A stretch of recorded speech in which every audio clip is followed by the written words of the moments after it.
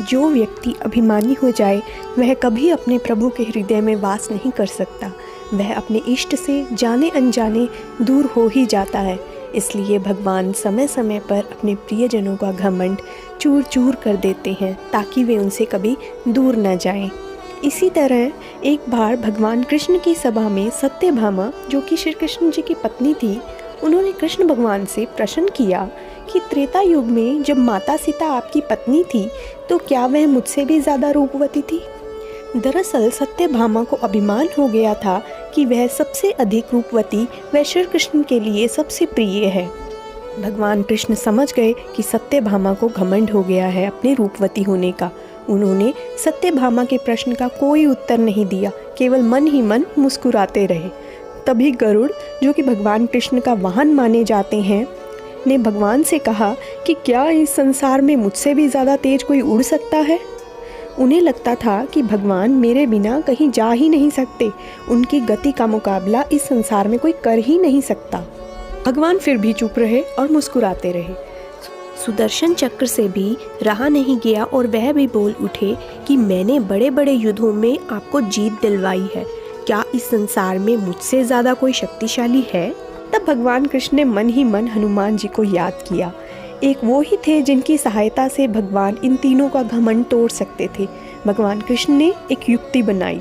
उन्होंने गरुड़ को कहा कि तुम हनुमान के पास जाओ और कहो कि भगवान राम व माता सीता ने उन्हें याद किया है और वह द्वारका में उनकी प्रतीक्षा कर रहे हैं।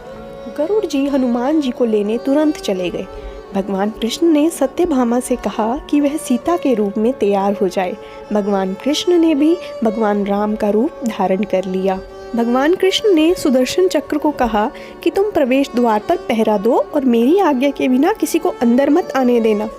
उधर गरुड़ जी हनुमान जी के पास पहुंच गए और उन्हें कहा कि आप शीघ्र अतिशीघ्र मेरे साथ चलें। भगवान राम व माता सीता द्वारका में आपका इंतज़ार कर रहे हैं।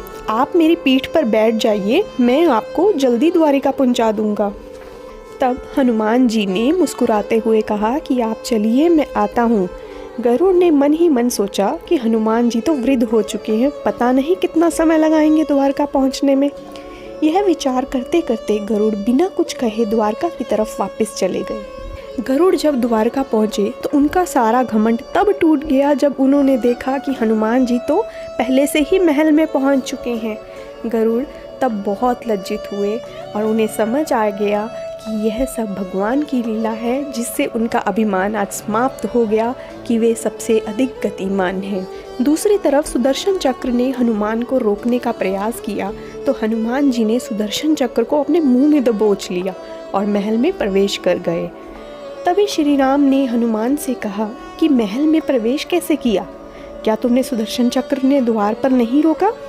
तभी हनुमान जी ने अपने मुख से सुदर्शन चक्र निकाला और श्री राम जी के चरणों में अर्पित कर दिया। यह सब देखकर भगवान मन ही मन मुस्कुराने लगे। सुदर्शन चक्र का घमंड भी टूट गया कि वह संसार में सबसे अधिक शक्तिशाली है। वह भगवान की लीला को समझ गए और बहुत लज्जित हुए।